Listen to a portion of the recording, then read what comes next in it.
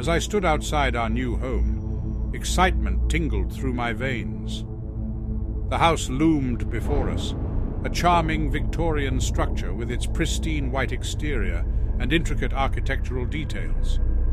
We moved into the house with our 2 children, hoping to create new memories and build a life filled with happiness. The rooms were spacious, filled with light, and seemed perfect for our growing family. However, it didn't take long for the peculiarities to surface. On our first night, as we settled into our new surroundings, a strange sensation washed over me. The interior of the house seemed different, larger somehow, compared to what we had observed from the outside.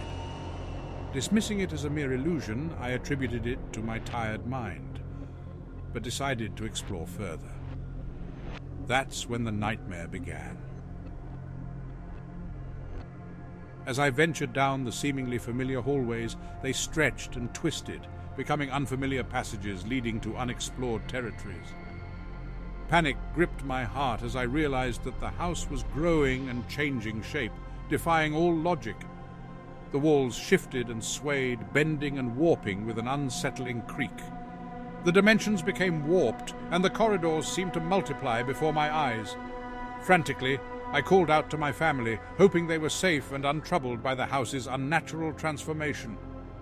But there was no response, only echoes of my own voice bouncing off the walls, taunting me with their emptiness. Fear intensified as I stumbled through an ever-expanding maze, desperately seeking an exit that remained tantalizingly out of reach.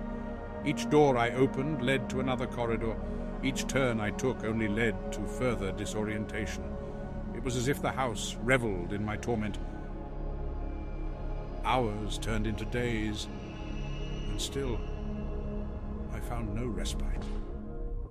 The house continued to expand, distorting its interior to a mind-bending degree.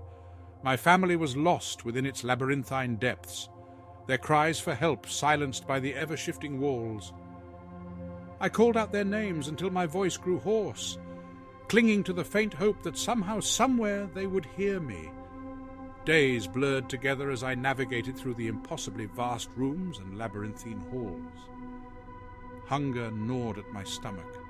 Sleep eluded me, and my sanity hung by a fragile thread. The house seemed to relish in my suffering, feeding on my anguish as its walls closed in around me. And then, in the midst of despair, a glimmer of understanding struck me like lightning. The house wasn't merely a physical structure, it was a living entity, a malevolent force that fed on the fear and confusion of its inhabitants. It grew and twisted, expanding its boundaries to prolong our torment, trapping us in its merciless grip. Determined to free my family from this unholy prison, I pressed on, following the faint whispers of their voices echoing through the shifting corridors. With each step, the house fought back, its walls morphing and convulsing to thwart my progress. But my love for my family fueled my determination, igniting a fire within me that burned brighter than the darkness surrounding me. Finally, after what felt like an eternity, I stumbled upon a room bathed in ethereal light. My family stood within, their faces etched with exhaustion and relief. With tears streaming down our faces, we embraced, grateful for our reunion in this surreal nightmare. Together we embarked on a desperate quest to find an escape from the ever-changing house. Through determination and unity we pushed forward, our bond as a family becoming a beacon of hope amidst the maddening chaos. And at long last, as we faced our fears head-on, a hidden door materialized before us, leading to freedom. Eagerly we stepped through the threshold, relieved to leave the accursed house behind. But as we emerged into what should have been the comforting embrace of the outside world, we found ourselves standing in an identical hallway.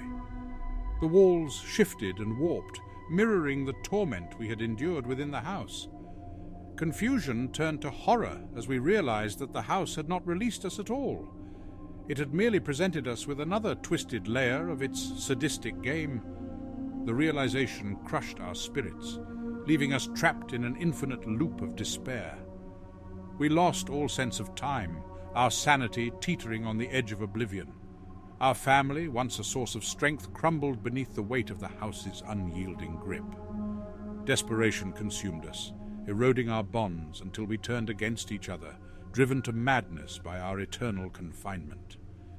Now, we wander these ever-changing halls. Our existence is a grotesque mockery of life, a nightmare without end. And as the house continues to grow, twisting and warping, we become mere shadows, lost in the abyss of its insidious design.